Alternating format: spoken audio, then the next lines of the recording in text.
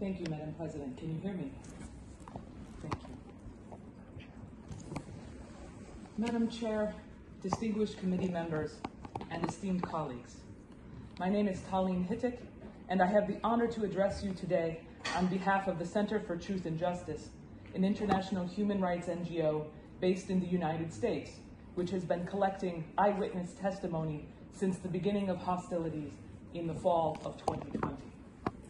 On 27 September 2020, Azerbaijan launched an unprovoked armed attack on the ethnic Armenians of the region of Nagorno-Karabakh. This act of aggression gave rise to a series of flagrant violations of the Convention against individuals of Armenian national or ethnic origin. Importantly, these actions not only violate the Convention, but they also violate the order of 7 December 2021 of the International Court of Justice in the case concerning application of the Convention, or Armenia versus Azerbaijan, as these are continuing violations. While our alternative report details multiple violations concerning destruction of Armenian cultural property, the proliferation of hate speech, and forced displacement of Armenian people, today I would like to highlight the torture and other cruel, inhuman, and degrading treatment or punishment of Armenian prisoners of war. The following is eyewitness testimony of POWs of Armenian descent, of which there are dozens. Importantly, the treatment of these POWs by Azerbaijani soldiers was carried out because of their Armenian origin, in grave violation of Articles 2 and 5 of the Convention. Due to the highly sensitive nature of these accounts, I will use a pseudonym for each of the witnesses. Hovsep was taken into custody by Azerbaijani military forces on 13 November 2021. Notably, this is 1 year and 3 days after the trilateral ceasefire was signed between the parties. Hovsep and other POWs were routinely beaten while being made to repeat the phrase, "Karabakh is Azerbaijan." They were forced into stress positions for multiple days and tied up for multiple days at a time.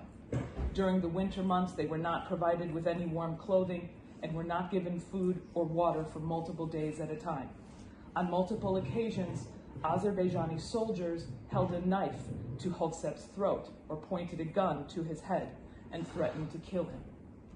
The second witness testimony comes from Armen. Armen was taken captive by Azerbaijani forces on 16 November 2021, together with 9 other Armenians.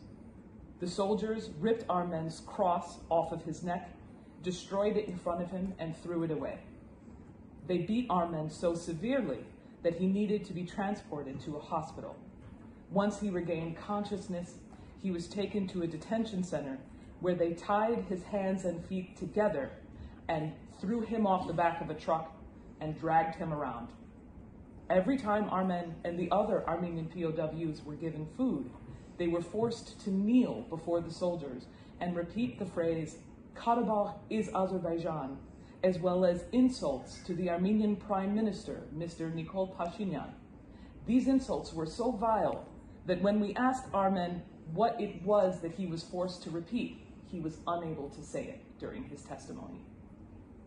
In conclusion, Your Excellencies, while we greatly value the constructive and open dialogue of this esteemed committee, it is clear that recommendations and observations are woefully insufficient to curtail Azerbaijan's flagrant and ongoing violations of the Convention in Nagorno-Karabakh. We implore this committee to take urgent action, including referral of the matter to special procedures if possible, to hold Azerbaijan accountable and prevent further violence to Armenian lives. Indeed, time is of the utmost essence. I thank you for your time and attention.